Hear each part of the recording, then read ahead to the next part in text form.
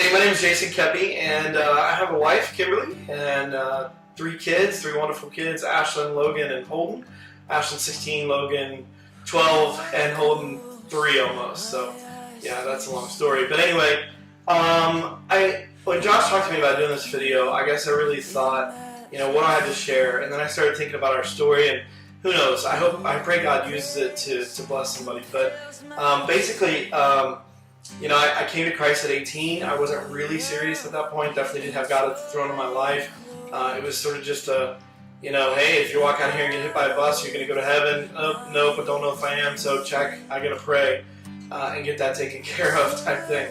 And then so after that, 4 or 5 years later, I meet my wife. I get married. We have our first child, and I realized this wasn't just a check mark on a checkbox and a to-do list someday. This was serious. God started drawing me in, and we got plugged into a church, a vineyard in Columbus.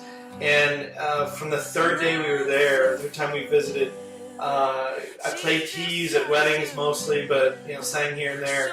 And God told me, you're going to lead worship. And I'm like, I don't understand, don't know what that is. My only experience with worship at that point had been making fun of people who were really demonstrative with worship. I actually did, I'm not proud to say, call somebody a freak once in church. Look at that. And then 6 months later, he had me on stage doing the same thing. So fast forward, we were at that church 5, 6, 7 years. And I got chances to not only just play and lead out on songs, but lead the congregation into the throne room, and that became really meaningful and deep to me, and actually strengthened my faith in a way that I don't know much else that would have done.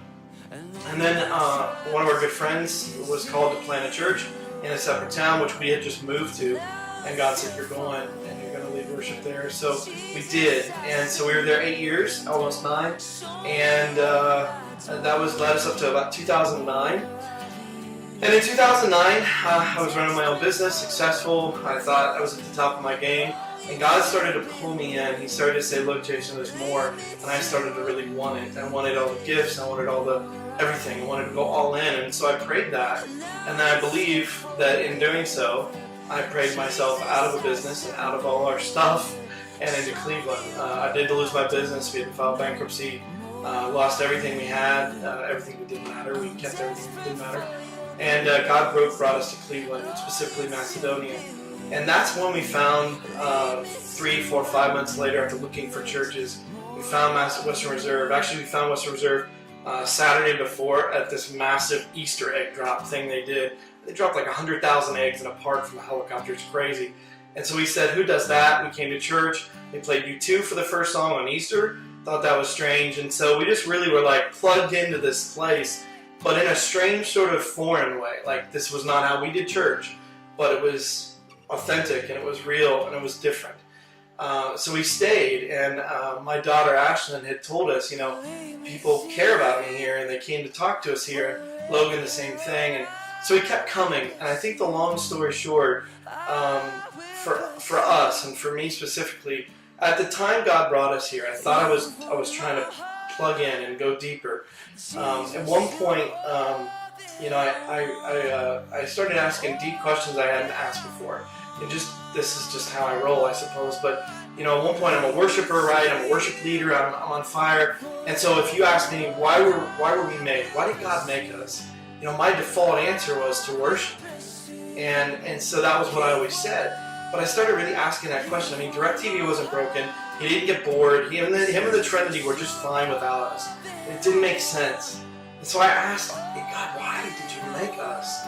In one part of the Bible it says he got fed up with us.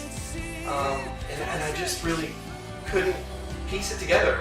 And I many sleepless nights, many teary nights, many wrestling with my faith, almost like crisis of faith, I thought. Nights later, I found a blog post by John Piper, and it was basically entitled, "Is God for you or for himself?" And I thought, well, of course he's for us. And I got done reading that, and it wrecked my world. It destroyed me, and it built me up all with a new fresh eye toward all of Scripture, and that he is for himself from beginning to end. But he loves us, and in giving us himself, he's giving us the greatest gift he could give us. It blew me up. It destroyed me. And yet, at the same time, it liberated me from this religious sort of background where I didn't really have the answers to life's deepest questions, and I didn't really know, like, when a faith crisis would come, or when I was friends with would struggle with something deep. It didn't make sense to me, and it kind of wrestled with God. Don't get me wrong, I still do, but I think it makes more sense. It makes more sense that God orchestrates everything. So in that way, when I started plugging in and going deeper, Western Reserve was really good for three reasons. One, people care. Their motto of walking towards you and not away is real. And so when you hear that, believe it. Really believe it, because they try to do that. They will fail you, but they try to do that. Authentically, they try to do that. Number two, when they fail, they are real all the way through. And I think I've seen that in multiple times, both with things outside of us and with us.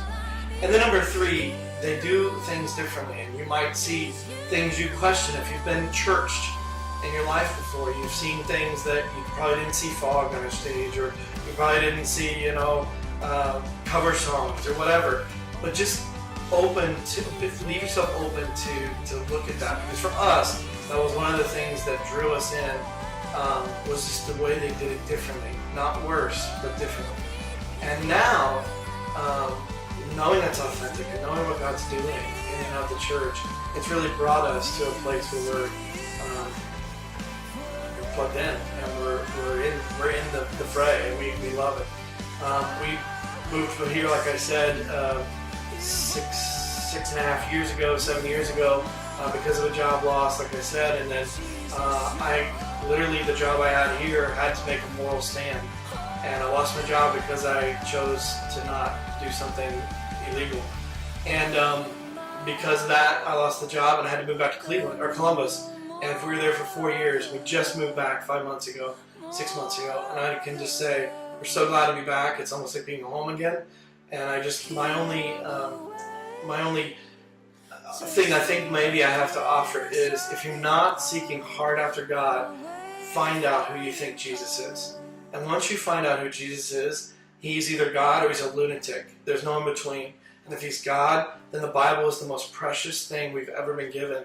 Pour after him, chase after him. There's signs all over the building that say, chase after Christ and follow hard after Jesus. It's not just something we talk about here. And I say it's not just something the Western Reserve talks about. Chase after Christ, find out what you believe about him, and once you believe in him, make him and glorify him everything you've got.